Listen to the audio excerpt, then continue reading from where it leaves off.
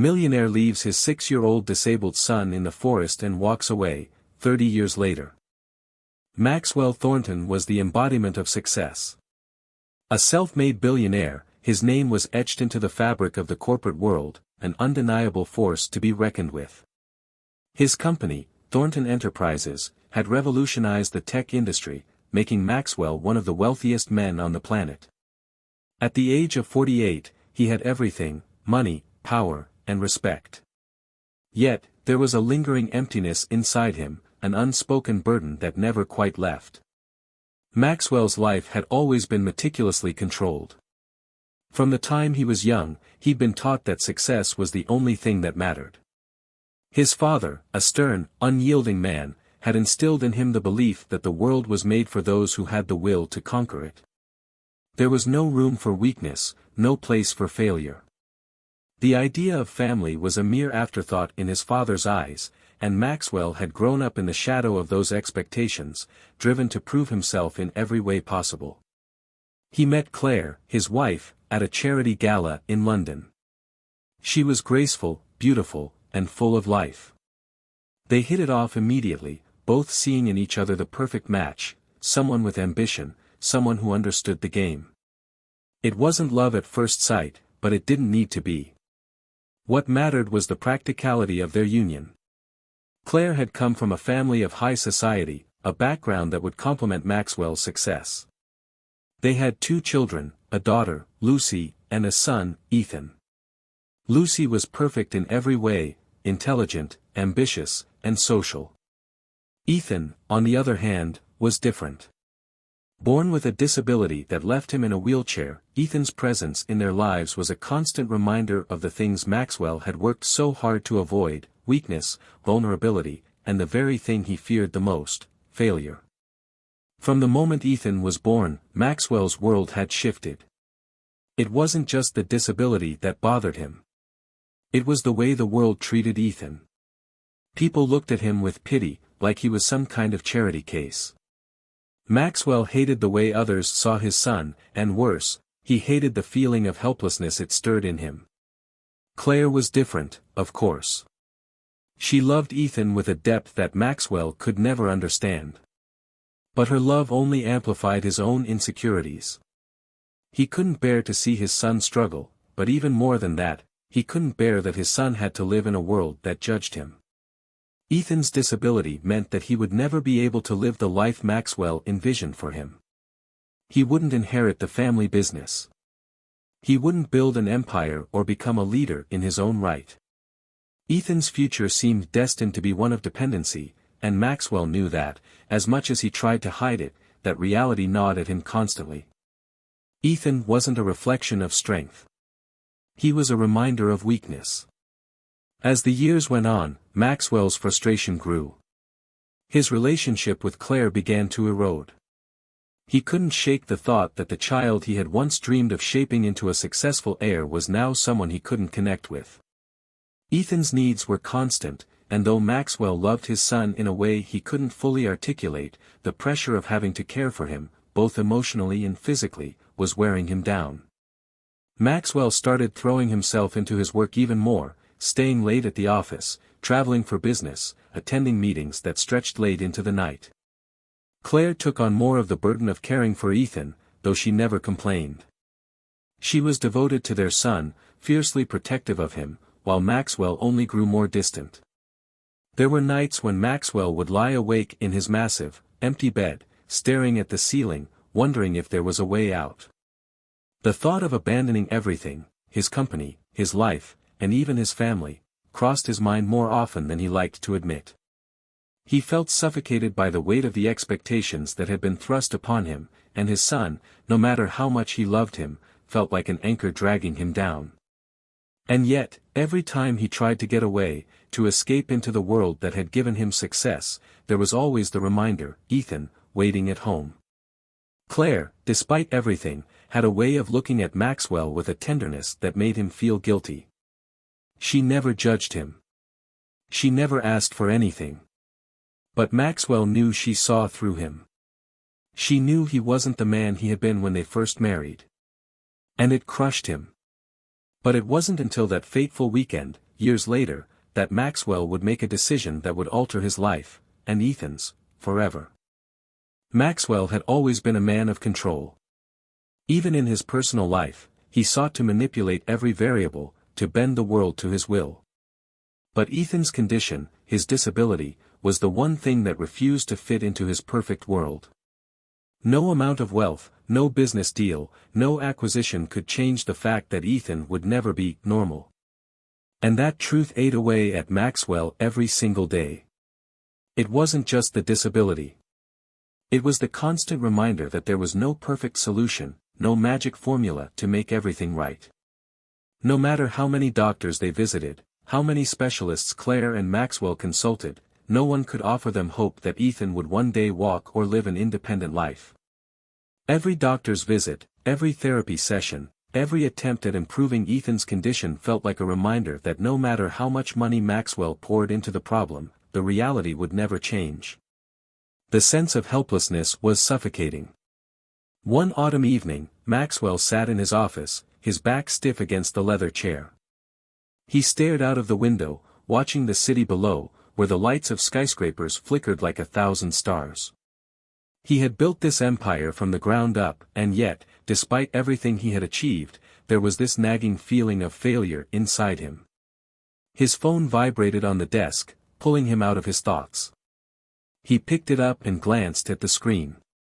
It was Claire. He hesitated for a moment before answering. Maxwell, her voice was calm, but he could hear the undercurrent of frustration. Ethan wants to talk to you. He's asking about the trip again. He says he's getting better and wants to go with us. Maxwell closed his eyes and sighed deeply, a feeling of guilt flooding him. Every time they went on family trips, it was a struggle. Ethan's wheelchair was a constant reminder of everything Maxwell had hoped to escape. He was torn between wanting to make his son happy and the overwhelming desire to avoid the awkwardness, the stares, the pity. "I'll talk to him," Maxwell said, trying to sound reassuring, though his words felt empty even to him. "Please, Maxwell," Claire's voice softened, almost pleading, "you know he looks up to you. He needs you."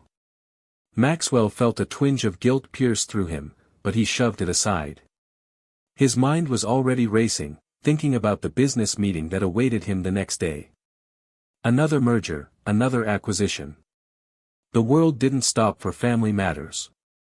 "I'll be home soon," he replied shortly, ending the call before Claire could say anything else. But as he sat there, staring out at the city, a strange feeling began to stir within him. He had worked so hard to build everything he had, yet he felt trapped by it. The lavish mansion, the expensive cars, the luxuries, all of it had become a gilded cage. And Ethan, in his own way, was the one thing that kept him from running away completely. Maxwell shook his head, trying to push away the thoughts that threatened to overtake him. But they lingered, always lingering. That night, as he lay in bed beside Claire, the weight of it all pressed down on him. Ethan had been asking about the trip for weeks. He wanted to go, despite knowing it would be difficult for him. Maxwell had never understood the kind of strength Ethan displayed. He never asked for pity, never complained about his condition. He simply wanted to be included, to be part of the family in a way that Maxwell had never been able to understand. He never realized until that moment how much he had taken for granted, the ability to walk, to move freely, to be in control of his own life. And that realization filled him with anger. Anger at the situation, at his inability to fix it. Anger at himself for feeling so trapped by the weight of expectations. He turned over, his back to Claire, as she slept soundly beside him. His thoughts spiraled. What would happen if he just left? If he could escape it all, leave the mansion, leave the business, and leave his family behind? Maybe the weight of everything would be lifted, and he could start fresh. Perhaps, if he were free of the constant reminder of failure, he could finally be happy. The thought struck him like a bolt of lightning. For the first time in a long while, he considered it. The possibility of leaving it all behind. And just like that, in the stillness of the night, the seeds of a decision that would change everything were planted. The days leading up to the weekend felt suffocating. Maxwell couldn't escape the thoughts that had started to consume him. The decision was hanging over him like a dark cloud, its weight growing heavier with every passing moment. He had always prided himself on being a man who made calculated decisions, who could analyze any situation and come out on top. But this was something entirely different. It was a decision that would break him in ways he couldn't predict. Maxwell spent the next few days in a fog. He had promised Claire that they would take the family on a trip, somewhere to escape the relentless pressure of his work and the constant reminder of Ethan's disability. But the more he thought about it, the more impossible the trip seemed. Ethan's needs were demanding, and Maxwell couldn't shake the feeling that his son's presence would overshadow the escape he so desperately craved. Maxwell found himself in his study late one evening, staring at the blueprints for a new luxury resort he was planning to invest in. His fingers tapped nervously on the polished wood of the desk. Every minute he spent in the office, every deal he closed, felt like one more layer of distance between him and the life he wanted to lead. "Why can't I just be free?" he muttered under his breath, the words slipping out before he could stop them. The phone rang, interrupting his thoughts. It was Claire again. "Maxwell," she said, her voice strained. "Ethan's asking about the trip again. He's been so excited, but he keeps asking if you're really coming. He wants you there, you know." Maxwell closed his eyes, the guilt washing over him once again. He couldn't bear the thought of disappointing Ethan, but he also couldn't bear the thought of being trapped in the constant cycle of obligations, of playing the role of a father he felt he was never meant to be. "I'll talk to him tonight," he said, trying to sound reassuring, though his words felt hollow even to himself. Claire's voice softened. "Please, Maxwell. You're all he's got. Don't let him down." Maxwell's heart tightened, but his mind already had a plan. A plan that he knew would solve everything, at least in the short term. That night, after dinner, Maxwell called Ethan into his study. The boy wheeled himself in, his eyes bright with excitement, but there was an uncertainty behind them that Maxwell had come to recognize. Ethan's disability didn't stop him from being incredibly perceptive. He could always sense when something was off with his father. "Dad," Ethan said, his voice hopeful, "are we really going on the trip? I've been looking forward to it." Maxwell stared at his son, his heart heavy with guilt. Ethan's eyes shone with excitement, but Maxwell couldn't shake the weight of his own discontent. The trip that was supposed to bring them closer, that was supposed to be an escape, had become a symbol of everything he feared. "We're going, Ethan," Maxwell said, forcing a smile.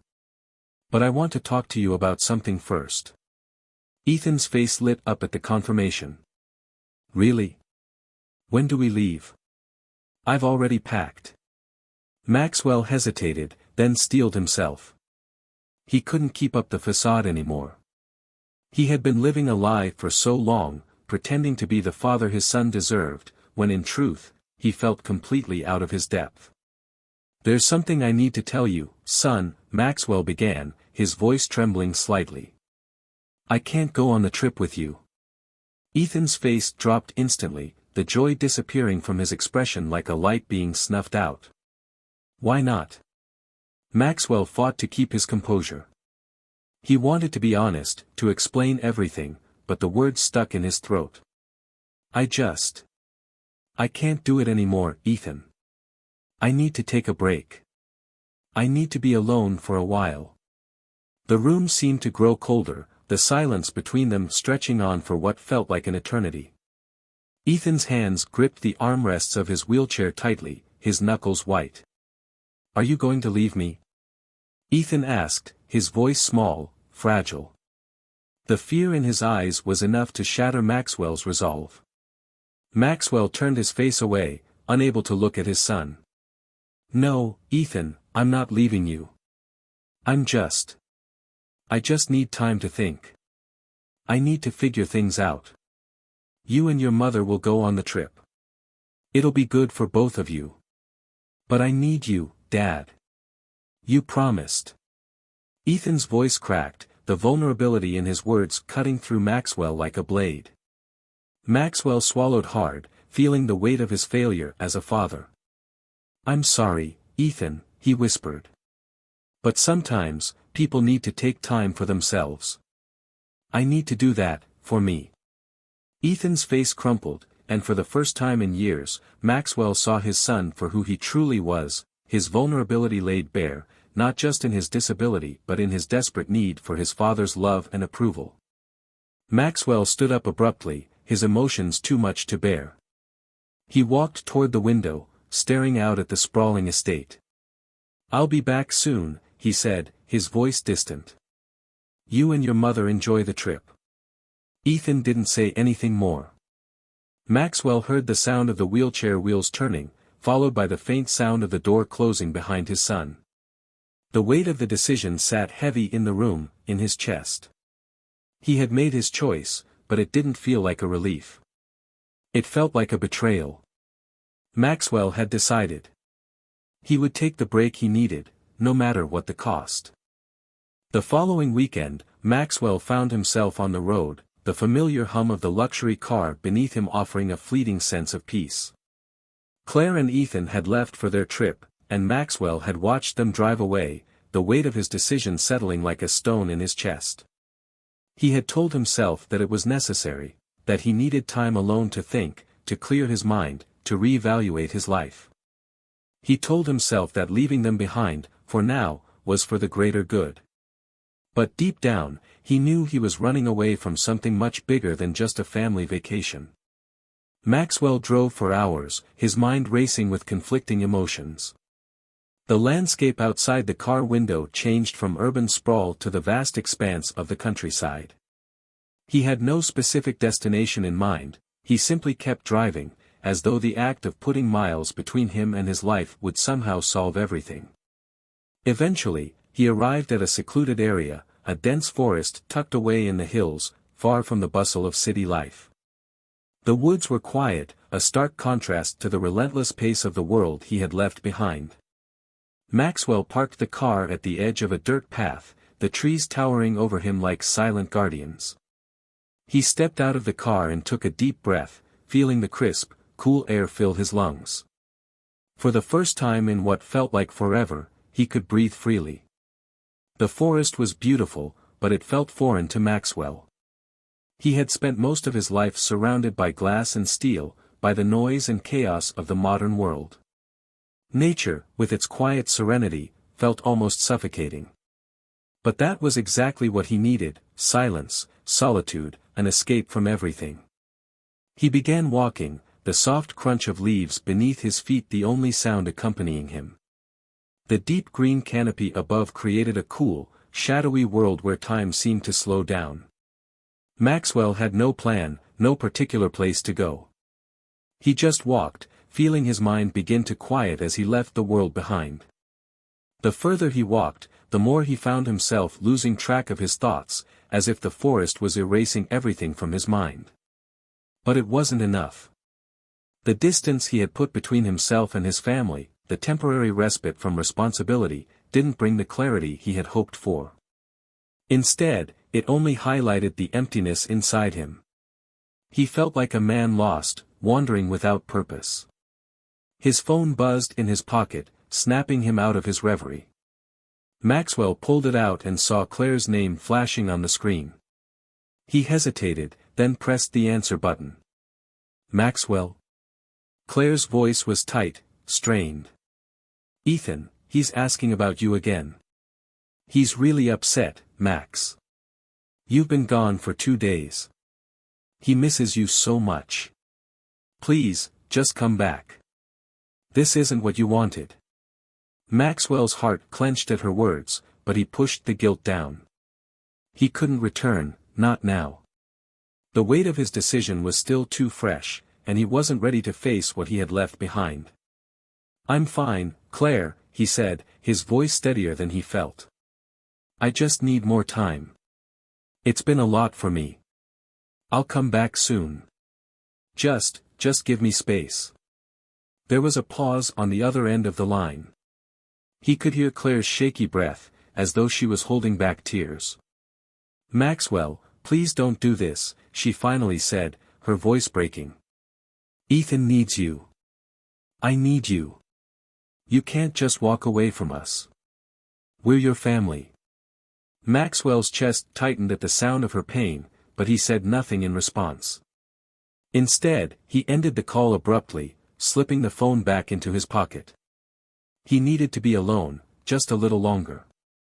The forest stretched out before him, its vastness overwhelming yet strangely comforting. Maxwell kept walking, not knowing where he was going, only knowing that the more he walked, the further he could escape from the life he had built and the responsibilities that weighed on him. It wasn't long before he stumbled upon an old, secluded cabin nestled at the edge of the woods. It was weathered and abandoned, its wooden walls worn by years of exposure to the elements. The windows were dark, the doors slightly ajar, and it looked like no one had lived there for decades. Yet, to Maxwell, it felt like a sign, a place where he could leave behind the expectations, the guilt, and the fears that had been gnawing at him for so long. Maxwell approached the cabin slowly, his fingers brushing against the rough wood of the doorframe as he pushed it open. Inside, the space was dark, dust motes floating in the air. There was no electricity, no sign of modernity, just the barest essentials of a life lived in isolation. He stepped inside, his footsteps echoing in the silence. The emptiness of the cabin mirrored the emptiness he had been feeling inside himself. Maxwell sank into a chair by the window, gazing out at the woods, and for the first time in a long while, he allowed himself to feel the full weight of his decision. The guilt, the loneliness, the desperation, it all flooded over him in a wave. He had walked away from his son, from his family, in search of freedom, and yet, all he felt was lost. The silence in the cabin pressed in on him, and Maxwell realized that no matter how far he ran, no matter how much he tried to escape the life he had built, he would never be free. His past, his choices, and most of all, Ethan, would always be a part of him. And deep down, he knew that this moment, this self-imposed exile, was only a temporary fix. Sooner or later, he would have to face the consequences of his actions. But for now, he was alone, and for the first time in years, he let himself feel what it was like to be without responsibility, without the weight of expectations.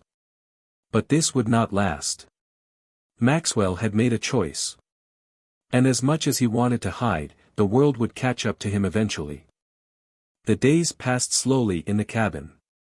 Maxwell woke each morning to the stillness of the forest, the cool air seeping through the cracks in the wooden walls. The isolation that had once seemed like a refuge was now a constant reminder of the choices he had made. Every moment he spent alone, the more his thoughts spiraled. He had come here to escape, but in truth, there was nowhere to hide from himself. Maxwell had stopped answering Claire's calls after the first few days. He couldn't face her pleading, couldn't bear to hear Ethan's innocent voice asking for his father. He had hoped that by removing himself, by putting distance between him and his family, he would find some clarity. But all he found was a deeper sense of confusion and guilt. Each night, as the forest darkened around him, Maxwell would sit by the small wood stove, staring into the flames, trying to convince himself that he had done the right thing. He had needed to step back, to take control of his life again. But every time he thought of Ethan, something twisted in his chest. He couldn't escape the thought of his son, his fragile, trusting son, waiting for him to come home. One afternoon, as Maxwell sat on the porch, the wind rustling the trees and the air growing cooler with the approach of winter, he heard the distant rumble of an engine. He stood up, squinting into the distance, and saw a car approaching the cabin. It was a sleek black SUV, the kind that Maxwell was all too familiar with. His heart skipped a beat. As the car pulled into the clearing in front of the cabin, Maxwell recognized the driver immediately. Evan, his assistant, stepped out of the vehicle, his expression tense as he looked toward the cabin. Maxwell's first instinct was to turn and flee into the woods, but his feet were frozen to the ground. He couldn't run anymore. The world had found him. Evan approached the cabin, his footsteps deliberate, as if he had come with a purpose. When he reached the door, he hesitated for just a moment before knocking. "Maxwell," Evan's voice broke the silence, carrying a sense of urgency. "We need to talk." Maxwell took a deep breath, his mind racing. He had been expecting something like this. The walls of isolation that he had carefully constructed around himself were starting to crack. There was no escaping his life. He opened the door slowly, meeting Evan's gaze. "Evan," Maxwell said, his voice a little hoarse from the isolation, "what are you doing here?" Evan's eyes searched Maxwell's face, his expression unreadable.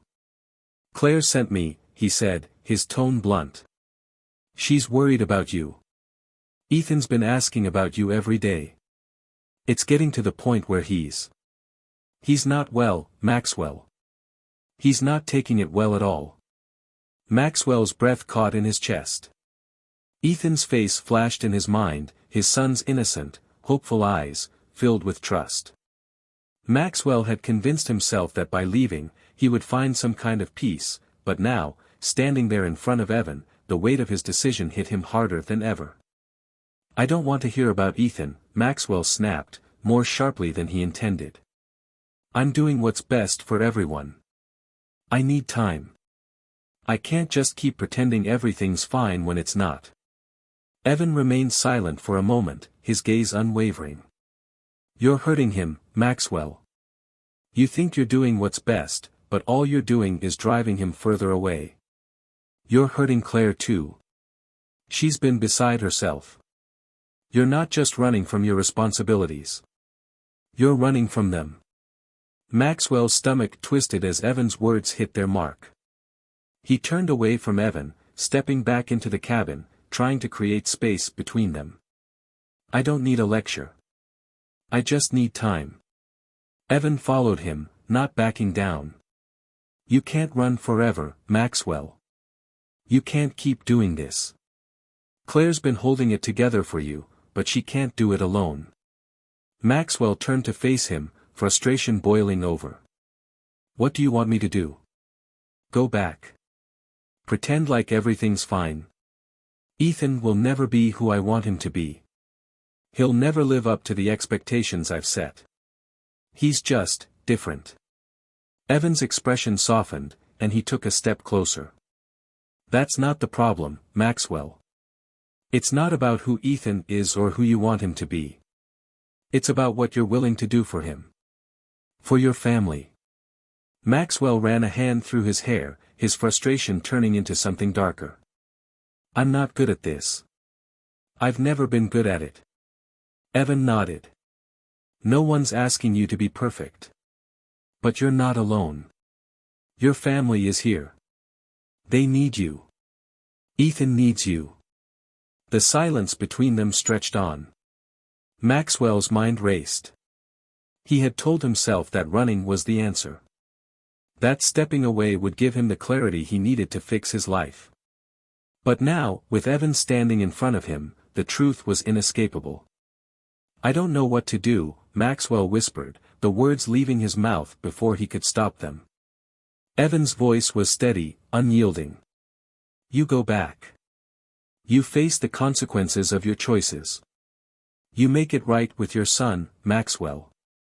You can't change the past, but you can change what happens next." Maxwell looked out the window, at the forest stretching endlessly before him. It had been his escape, his way of avoiding everything that terrified him. But it wasn't the answer. The answer was waiting for him back home, with Claire, with Ethan. The answer was facing the man he had become, acknowledging the choices he had made, and trying, for once, to be the father and husband his family needed him to be. Maxwell turned back to Evan, his face set with determination. "All right. I'll go back." Evan gave a small nod, his relief palpable. "Thank you, Maxwell." Maxwell grabbed his jacket, the weight of the decision settling over him once again. But this time, it didn't feel like an escape. This time, it felt like a step toward redemption. The road ahead was uncertain, and Maxwell knew there would be no easy fix. But as he climbed into the car, headed back to the family he had abandoned, he felt a flicker of hope, hope that, perhaps, there was still time to make things right. Maxwell's return was anything but quiet. The drive back was long and tedious, filled with a knot of dread that seemed to tighten with every mile. The once familiar streets, the towering skyline, and the sound of the bustling city all seemed distant now, like memories of a life he had once known but could never return to. His mind kept going back to his son, to Ethan, who was still waiting for him, still hoping for a father who would never truly be what he expected. When Maxwell arrived at the sprawling mansion, the weight of the decision he had made in the forest felt like 100 pounds on his chest. The mansion, with its opulent furniture, polished floors, and immaculate windows, seemed to mock him. It was a place that once represented success, but now, it felt like a cage, a reminder of his failure as a man, as a father. He parked the car in the driveway, the familiar click of the engine dying a sound of finality in the silence of the night. As he walked up the path to the front door, he hesitated for a moment, a deep sense of unease flooding him. He was walking back into a world he had tried to escape, back into a family he had abandoned. And yet, he couldn't keep running anymore. The pull of his son's innocence, his need for a father, was too strong to ignore. Maxwell stepped inside, the sound of his footsteps echoing through the vast entryway. He didn't see Claire at first, but he heard her, a soft sobbing from somewhere in the house. His heart lurched. He had known he was hurting her, but hearing it, feeling the weight of his actions in her pain, was something he wasn't prepared for. Claire. Maxwell's voice cracked as he called out, his steps quickening. She appeared from the hallway, her eyes red, her face pale. She had been up all night, waiting for him to return, but now that he was here, she didn't know what to feel. The anger, the hurt, the betrayal, they all hung in the air between them like a thick fog. Maxwell, Claire said, her voice cold, distant. You came back. Maxwell took a step forward, his chest tightening. He wanted to say something, anything to explain himself, but the words caught in his throat. Claire, I'm sorry. I'm so sorry for what I did. I thought I needed time. I thought it was what I needed to figure things out, but I was wrong. I should have never left. I shouldn't have abandoned you and Ethan. Claire's eyes flashed with hurt and frustration. You don't get it, Maxwell. You think you can just run away from everything, our son, our life, our family, and it'll all magically get better. You can't keep doing this. You can't keep running away from your responsibilities. Maxwell flinched at the words, but he knew they were true. He had been running for so long, trying to escape a life he felt trapped in, but now that he was face to face with the consequences of his actions, he couldn't run any longer. I know, Claire. I know I've been a coward. I've been scared of facing the truth, scared of the reality of what Ethan's disability means for all of us. But I can't do this anymore. I can't keep pretending that I don't care. I do. I care more than I can express. Claire's eyes softened slightly, but there was still a deep sadness in them. Then why did you leave? Why did you put us through all of this? Maxwell lowered his gaze, unable to meet her eyes. I don't know. I thought I needed to find myself again. I thought I needed to fix me before I could fix anything else, but it's not that simple, is it? I've been trying to make sense of everything, and the more I tried, the more lost I became. For a moment, the room was filled with silence, the only sound their heavy breathing. Claire's expression wavered between anger and sorrow, but then something shifted in her eyes, a flicker of understanding, a softening of the harshness in her gaze. You don't have to fix everything, Maxwell, she said quietly, her voice steady but full of emotion. You just need to be here. For us. Ethan, he needs you. He's been asking for you, crying for you every day. He doesn't understand why you left. Maxwell's chest constricted as he felt the full weight of Claire's words. Ethan had been so desperate, so lost without him. He had made himself believe that his absence was justified, that he needed to remove himself to fix his own life, but in doing so, he had only hurt the one person who had always believed in him, the one person who had always needed him most. I was so afraid, Claire. Afraid that I wasn't enough for him. That I couldn't be the father he needed. But running away didn't help. It just made things worse. Claire's gaze softened further as she stepped closer to him. Maxwell, I know you're scared. But you can't do this alone. We're in this together. Ethan needs both of us, and we need to figure out how to be a family again. Maxwell nodded, feeling the truth of her words settle deep within him. He had been so focused on his own fears, his own sense of inadequacy, that he had forgotten the most important thing, the love that he and Claire shared for their son. Ethan didn't need a perfect father. He just needed his father to be there, to show up, to fight for him.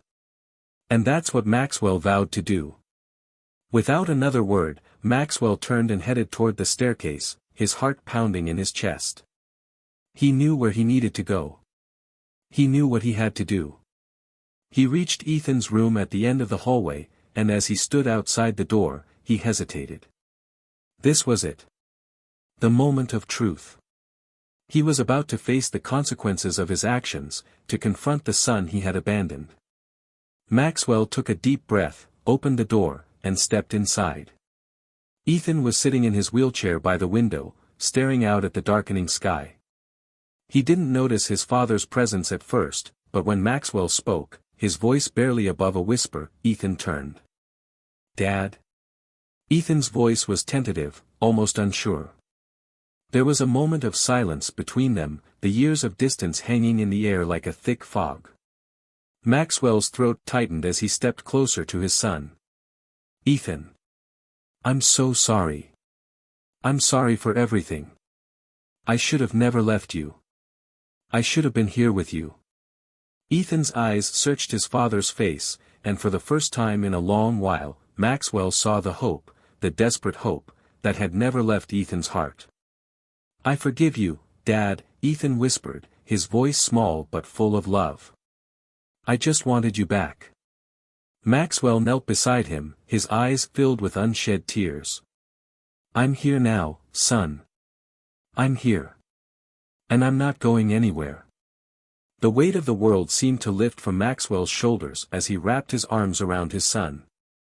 Ethan's warmth filled him, and for the first time in years, Maxwell felt like he was exactly where he was supposed to be. Together, they sat in the quiet room, the stars outside beginning to shine. There was no fix for the past, no undoing the pain that had been caused. But in that moment, Maxwell knew that it was never too late to try again. The weeks that followed Maxwell's return were nothing short of transformative. The walls that had once kept his emotions buried deep within him slowly began to crumble, as he made an effort to reconnect with the family he had left behind. The guilt that had plagued him for so long was now a constant companion, but instead of pushing it away, Maxwell began to face it head-on. It wasn't easy, there were moments when the pain of his actions resurfaced, but every day he worked toward healing, not just for himself, but for Claire and Ethan. Maxwell's first real breakthrough came when he started to spend time with Ethan. Every day after work, he would make an effort to sit with his son, to engage with him in ways he had never done before. Sometimes they would play video games together, or Maxwell would read to him. Other times, they would simply sit in silence, watching the sunset from Ethan's bedroom window.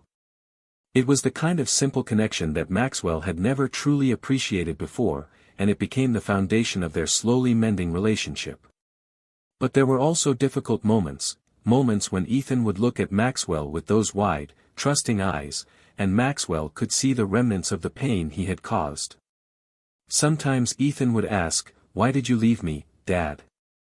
And Maxwell would swallow hard, his heart heavy with the knowledge that no explanation could ever erase the hurt he had caused.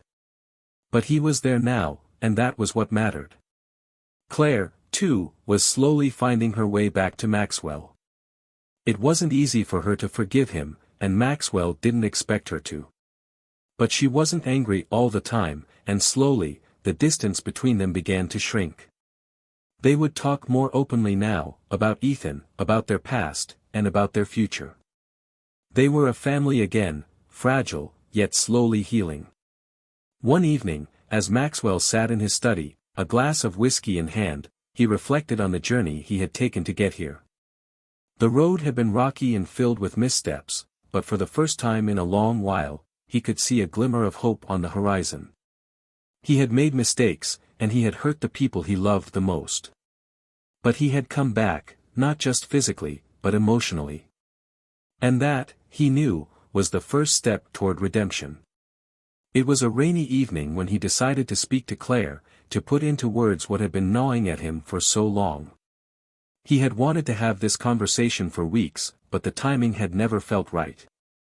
Tonight, though, he felt an unshakable sense of resolve.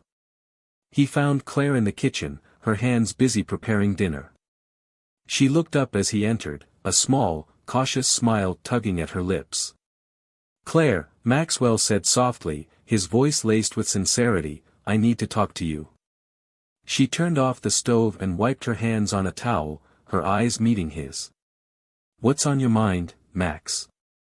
Maxwell hesitated, his mind racing. This wasn't going to be an easy conversation, but he knew it had to happen. "I've been thinking a lot lately," he began, choosing his words carefully. "About everything I've done. The way I've treated you and Ethan. And the way I've treated myself, too. I know I've let you down, and I know I can't take back the time I've lost. But I want to make it right. I want to try. For both of you." Claire studied him for a long moment, her expression unreadable. Maxwell could see the subtle shifts in her face, the conflict, the weariness. But there was something else too, something that told him she was beginning to believe that he truly meant what he was saying. "I don't know if I can just forget what you did, Max," she said quietly, her voice full of emotion. "But I'm willing to try. I'm willing to give you a chance. For Ethan's sake, and for yours." Maxwell's heart clenched at her words, a mixture of relief and fear washing over him. He knew they couldn't just forget the past. He couldn't undo the damage he had caused, but for the first time, he felt a sense of hope, that maybe, just maybe, they could rebuild something from the wreckage. "I'll do whatever it takes, Claire," he said, his voice firm with conviction. "I promise. I'm here now, and I'm not going anywhere." She nodded, her eyes softening as she stepped closer to him. "It's going to take time, Max. But we'll figure it out." In that moment, Maxwell knew they were beginning the slow, painful process of healing. They had a long road ahead of them, but for the first time in years, he was no longer afraid of it. He wasn't afraid of the work it would take, the pain they would endure. He had been running for so long, but now he was ready to face the challenges ahead. The next few weeks were a blur of small, yet significant moments. Maxwell spent time with Ethan every day, taking him to the park, helping him with his homework, and simply being present in a way he had never been before. He began to realize that the moments that mattered most weren't the grand gestures or the corporate successes. It was the quiet moments, sitting on the porch with Ethan, watching a movie together, or simply talking about their day, that held the most meaning. For Claire, things were more complicated. She was still processing the hurt, still grappling with the years of emotional strain that Maxwell had placed on her. But she, too, was making an effort. They began to have honest conversations about their marriage, what had gone wrong, and what they could do to rebuild it. They didn't have all the answers, but they were starting to communicate in a way that they hadn't for years. Maxwell knew it would take time, but he was willing to wait. He was willing to do the work. And slowly, day by day, the fractures in their relationship began to heal. One evening, as they sat around the dinner table, laughing at something Ethan had said, Maxwell realized that this was what he had been searching for. This was the life he had been too afraid to embrace. He had been so focused on success, on building his empire, that he had forgotten what truly mattered. But now, as he looked at his son and wife, he knew he had found the most valuable thing in the world, his family. It wasn't perfect. It wasn't easy. But it was real. And for the first time in a long while, Maxwell felt like he had found his place. The journey had been long, filled with mistakes and missteps, but Maxwell knew that it was never too late to change. He had been given a second chance, and this time, he wasn't going to waste it. It had been 6 months since Maxwell's return, and though the journey to redemption was far from over, he could finally see the fruits of his efforts beginning to grow. The mansion, once filled with tension and emptiness, now felt alive with warmth and the sounds of laughter. Ethan had blossomed since Maxwell's return, his eyes no longer clouded with confusion and hurt but filled with a quiet joy that Maxwell hadn't seen in years. Claire, too, was healing, though it was a slow process. There were still days when old wounds resurfaced, but their relationship had found a new footing. They had learned to communicate in ways they hadn't before, to navigate the complexities of their marriage with a newfound understanding. Maxwell had never been a man of patience, but for the first time, he was learning how to wait, not for success, not for accolades, but for the small moments that truly mattered. He had always measured his worth by what he could achieve, by the empire he had built, by the deals he had closed. But now, his definition of success had changed. It wasn't about the things he could accumulate or the legacy he could leave behind. It was about the relationships he had neglected, the love he had ignored, and the time he had wasted chasing an ideal that had only led him further from what he needed most. One crisp autumn afternoon, Maxwell found himself sitting in Ethan's room, watching his son concentrate intently on a puzzle. The quiet peace in the air was a stark contrast to the chaos that had once defined their lives. Ethan had grown so much, both physically and emotionally, in the months since Maxwell's return. Maxwell marveled at the boy's resilience, at the way he had forgiven him without hesitation, despite the pain he had caused. "You know, Dad," Ethan said, breaking the silence, "I think this is the best puzzle I've ever done." Maxwell smiled, his heart swelling with pride. "I think it's the best one I've ever seen too," he replied, his voice thick with emotion.